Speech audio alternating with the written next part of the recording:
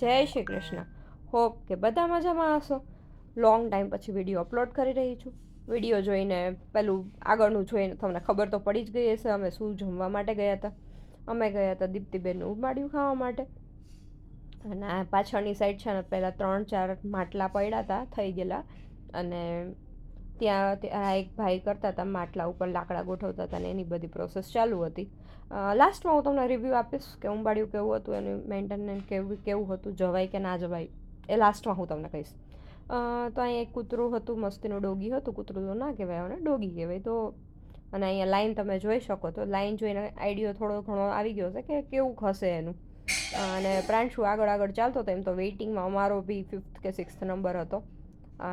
અને પ્રાંશુ અહીંયા છે ને ચાલતો ચાલતો એના પાપાને ફાઇન્ડ આઉટ કરતો હતો અને હું એની પાછળ પાછળ ચાલતી હતી. એટલે વિડીયો છે ને મેં કન્ટિન્યુઅસ જ રાખ્યો હતો. અહીંયા એ ફાઇન્ડ આઉટ કરીને એના પાપા પાસે જતો રહ્યો. પહેલાં તો કન્ફ્યુઝ થઈ ગયો કે આ કોણ છે, પછી સરખી રીતે જતો રહ્યો. અને પછી ત્યાં ગઈ ને ત્યાં મને પાર્થને થોડુંક મગજમાં એવું સ્ટ્રાઇક થયું કે પૂછ્યું ને તો ઉંબાડિયું જૈનમાં નહોતું અને મમ્મી લસણ ડુંગળી ખાતા નથી. તો ફટાફટ સામે સુગર એન્ડ સ્પાઇસ હતી. તો હું ને પાર્થ ગયા સુગર એન્ડ સ્પાઇસમાં. પાર્થ જોતા હતા કે આ શું કરત, કેમ આટલી ધીમે ધીમે હાલે છે. મેં કીધું જરાક વિડીયો તો લઈ લો આપણા વ્યૂઅર્સ માટે, કેટલો ટાઈમથી આપણે કંઈ વિડીયો રેકોર્ડ નથી કર્યો.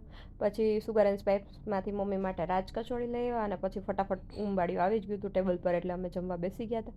અને પ્રાંશુ અહીંયા એની નીચે મજા લેતો હતો ને આ ઉંબાડિયામાં છે ને અમે તાપ કરાવતા. પાર્થ બી વિડીયો રેકોર્ડ કરતા હતા. એનો વિડીયો રેકોર્ડ છે ને થોડો લેન્ડસ્કેપ મોડમાં હતો અને મારો પેલો હતો, એટલે થોડુંક વેરિએશન આવશે.